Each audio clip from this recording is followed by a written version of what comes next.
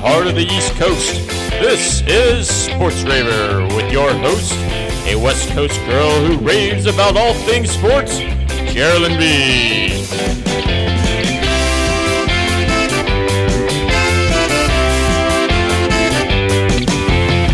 Today, we're going to talk about my raves.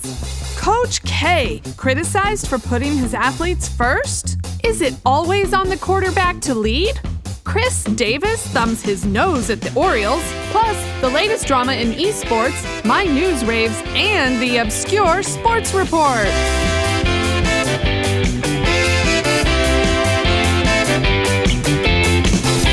Welcome to the Sports Raver, where I rave about my favorite things in sports, and I rave against the worst things in sports.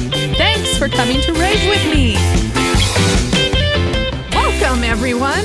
I'm your host, JerelynB. Thanks for listening in. Let's get right into it. In a temper tantrum worthy of a 5-year-old, Dez Bryant said in a tweet that he was quitting the season. Bryant tested positive for COVID-19 before the Ravens-Cowboys game and was angry that he did not get a chance to play against his former team. In typical Dez behavior, he wants everyone to know he is bigger than the game. So much for all the baloney about being grateful for the chance to play again, blah, blah, blah. With that display of melodrama, Dez playing football again isn't about the game, it's about showing up the Cowboys.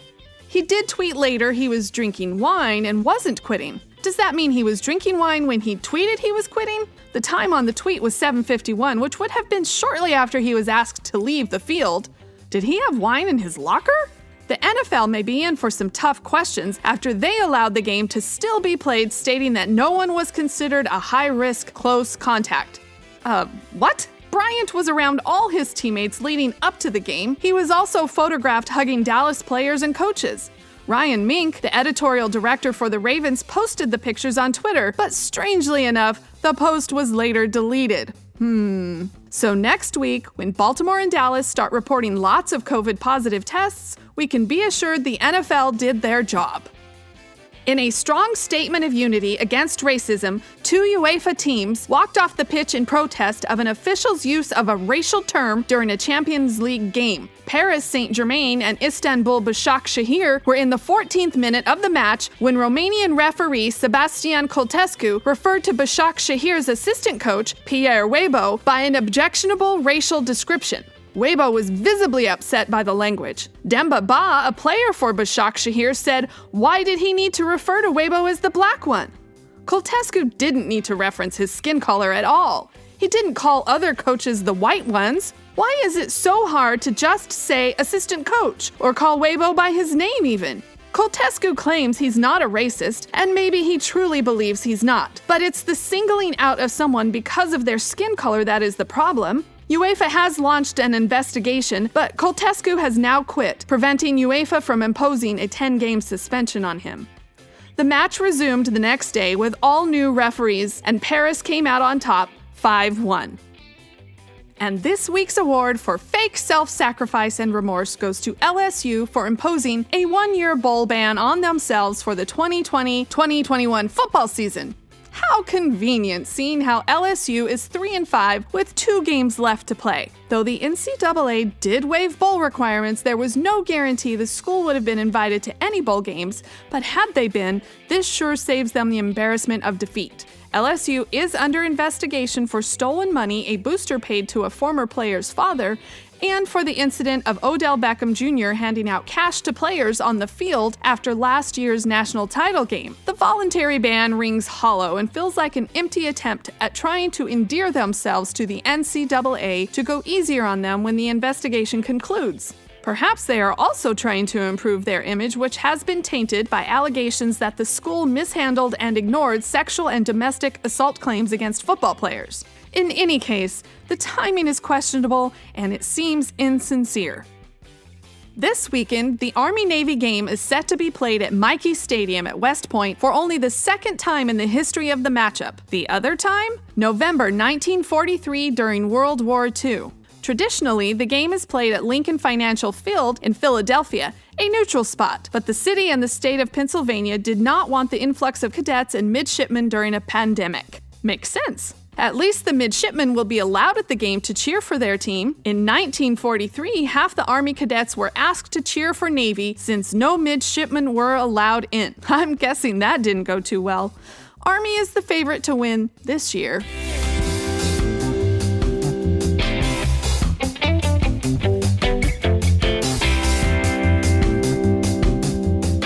Coach Mike Krzyzewski, the legendary coach of Duke, is speaking out against playing during a pandemic, and NCAA basketball should be listening. The decision to start the college basketball season on November 25th was made by an oversight committee with the goal to play as many games as possible and to get to March Madness. There have already been over 50 games postponed or canceled. With constantly evolving news about the vaccine and the surge in cases and deaths, Coach K is suggesting that whoever leads NCAA basketball, which appears to be no one, should take a look at the new information and reassess whether or not they should be playing right now. And in a strong rebuttal to the demands being placed on the athletes, Coach K announced Duke would not play any more non-conference games and said they would allow their athletes to go home for 5 days over the holidays. Quote, "These are not paid employees," unquote. Alabama's coach, Nate Oates, questioned Coach K's motives, suggesting instead that Duke's losses were the real reason Coach K doesn't want Duke to play. What a bah humbug. Poor players. Recently, there's been talk about the mental health of college athletes and the toll the pandemic is taking on them with not being able to see family or friends over the semester, but especially during the holidays. The players' well-being and health should be the top priority, but NCAA basketball is desperate after the loss of March Madness this past spring. Another cancellation simply can't happen, and it's understandable. So many schools depend on the money the NCAA distributes. But why not push everything? They can still have their tournament, just move it to a later time, temporarily halt the season until the start of the new year and vaccines are rolled out. They won't make as much money by moving March Madness to, say, May or June, but at least they'd still make money and keep some semblance of integrity.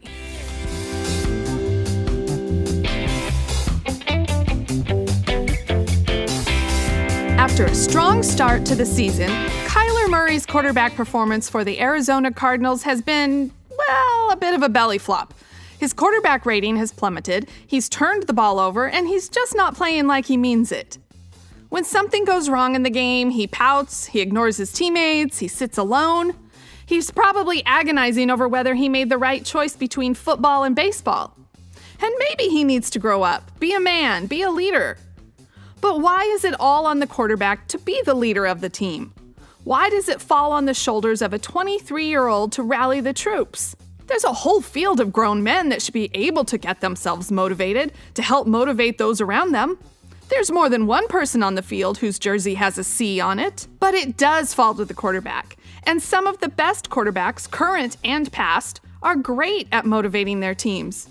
Drew Brees comes to mind. I love his pregame circle with his teammates. Russell Wilson is another. He can be seen stalking up and down the sidelines during games, greeting players as they come off the field, giving words of encouragement even if it looks like all is lost. Then there's the story of Joe Montana asking his teammates in one of the biggest games of their lives if they saw John Candy in the stands, all to keep them calm and help them maintain perspective. Or maybe the greatest example of all is Footsteps Falco. Glory lasts forever and all that. The quarterback is most often the highest paid person on the team and the face of the franchise. He needs to share that limelight with the fellows around him.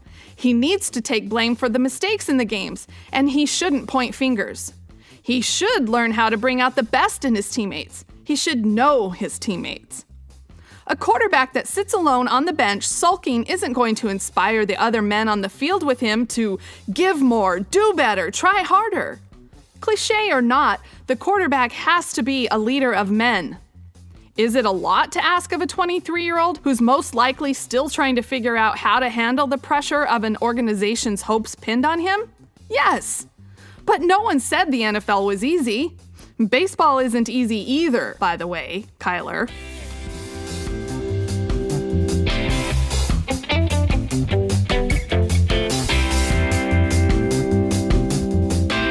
With With the start of the 2021 baseball season creeping up on us, I'm sure the Baltimore Orioles were hoping for a miracle and Chris Davis would retire. But that's clearly not happening. Earlier this week, Davis assured all of Baltimore that he would be around this coming season when he said he wants to keep playing and that he doesn't want his career to end the way it's been. But it's this quote that has Orioles fans crying Grinch. Quote, "I understand the club is in a position right now to where they're trying to cut payroll, and I'm the one big lump that they're kind of stuck with. But they knew what they were signing up for when they took the job." End quote. So too bad, Orioles. Davis gets paid something like $21 million a year, which is about a third of the Orioles' entire annual payroll, to do basically nothing. But he's right in saying that the Orioles knew what they were getting, and they are the ones who gave him the contract. Would you walk away from that kind of money? No! There's 2 years left on the 7-year contract, the largest contract in Orioles history, by the way. And even when his contract is up, he will still be getting deferred money to the tune of $42 million. That's right, $42 million in deferred money. The Orioles will be paying him until 2037. Let that sink in. I hope Davis does turn it around like he says he wants to do. It would at least give the Orioles something in return for the faith they placed in him. And I'm sure Davis would truly like to play better. He can't be immune to the harsh criticism that's been thrown his way. It must be hard for a once great player to take all the boos and anger directed towards him when he comes on the field. And that's only going to get worse now with his recent comments. The only way he shakes that is to play well. And after 3 years of abysmal play, that's a long shot. Davis has said he's possibly willing to work on his mechanics now. I guess that's a step in the right direction, though even after he set a Major League Baseball record of 54 straight hitless at-bats in 2019, yes, 54 straight hitless at-bats, Major League Baseball record, he said he didn't feel the need to change anything. Chris Davis is known to have done some great things off the field for the city of Baltimore and to fight child hunger, but I'd say he gave a pretty accurate description of himself. He is one giant lump that everyone is stuck with. A giant lump of coal in the stockings of Orioles fans everywhere.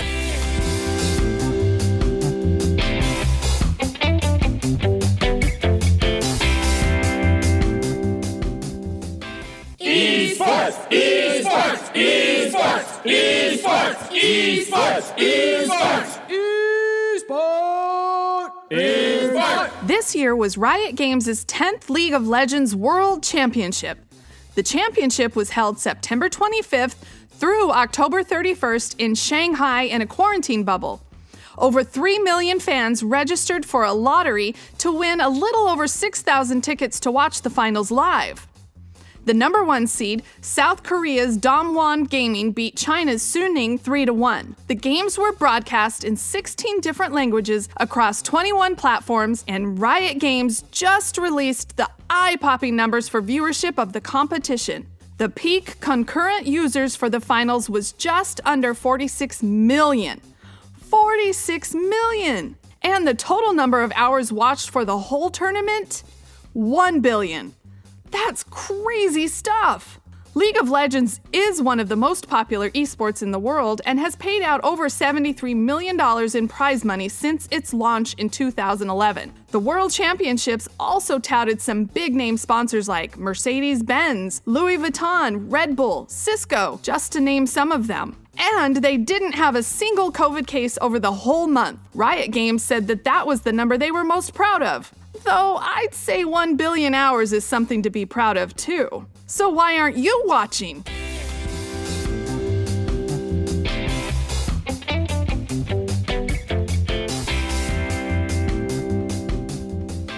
The Obscure Sports Report. What? That's a sport?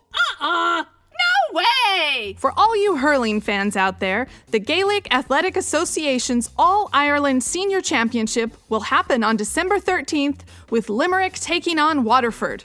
So get your Guinness chillin' and be ready. Personally, I prefer cold Smittix, but anyway, what is hurling, you might ask? Hurling is a mashup of lacrosse, hockey, baseball, and soccer. It's often called the fastest game on grass, and the first reference to hurling can be traced all the way back to 1272 BC. The game is played in a stadium on a rectangular pitch with 15 players on the field at one time. The objective is to use a wooden stick, similar to hockey, called a hurley, to hit a ball called a sliotar through the H-shaped goal that is at both ends of the field. If you hit the sliotar above the crossbar, sort of similar to a field goal, you score 1 point. You can score 3 points if you hit the sliotar below the crossbar into the net attached to the lower portion, but you'll have to get it past a goalkeeper, kind of like soccer. The team with the most points at the end of 2 30-minute halves is the winner. There are tons of confusing rules, too many to cover here, but a few are: the sliotar can be caught in the hand and carried, but only for 4 steps. Or the hurler can bounce the sliotar on the end of the hurley and carry it for more than 4 steps. You know, kind of like a golfer bouncing the ball on a club. Keep in mind, this is done while running at full speed. The sliotar can be hit in the air or on the ground, and it can be kicked or hand slapped. The sliotar cannot be thrown, but it can be tossed up and smacked with the hurley like a baseball bat. Tackles are allowed, but no jersey pulling, tripping, pushing, or wrestling. The only protection worn is a helmet with a face shield, and these were not made mandatory until 2010. Because the game is played so fast with sticks, and sliotars can be traveling at speeds in excess of 93 miles per hour, injuries are common. The most common is blunt injury to the larynx, obviously. All very exciting stuff. If you've never seen a game, don't be an Egypt, give it a lash.